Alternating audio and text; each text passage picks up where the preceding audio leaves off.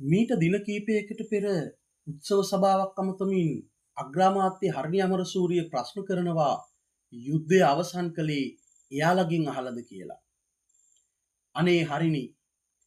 යාපනයේ තැපැල් හන්දියේදී හමුදා අනුකණ්ඩයකට ප්‍රහාරයක් එල්ල කරලා ප්‍රභාකරන් යුද්ධය ආරම්භ කළේ ඔයාලගෙන් අහලද? කොළඹ කෝච්චිවල, බස්වල, පොදු ස්ථානවල, බැංකුවල බෝම්බ පුපුරවලා සිවිල් ජනතාව ඝාතනය කළේ ඔයාලගෙන් අහලද?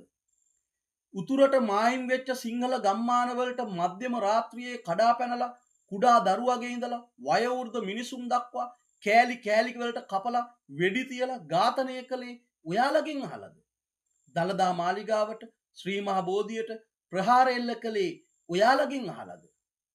එහෙව් LTT සංවිධානය විනාශ කරන්න යුද හමුදාව හරි එවකට ඒ සඳහා නායකත්වය දුන්න දේශපාලන නායකත්වය හරි ඔයාලගෙන් අහලා ඉන්න ඕනි කියලා ඕගොල්ලෝ හිතනවා නම් ඒක ඔයාලට වෙච්ච ලොකු වැරදීමක්.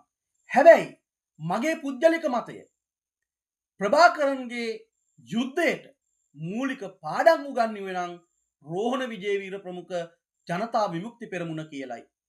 1971 රෝහණ විජේවීර ප්‍රමුඛ ජනතා විමුක්ති පෙරමුණ මේ රටේ දියත් කරපු කැරැල්ල තුලින් ප්‍රභාකරන් ප්‍රමුඛ LTT සංවිධානය මූලික ආభాෂය ලබන්න ඇති 30 අවුරුද්දක් පුරා ප්‍රභාකරන් යුද්ධයේදී අනුගමනය කරපු බොහෝ උපක්‍රම 71 කැරැල්ලේදීත් 88 89 කැරැල්ලේදීත් විජේවීර ප්‍රමුඛ ජනතා විමුක්ති පෙරමුණ අනුගමනය කරලා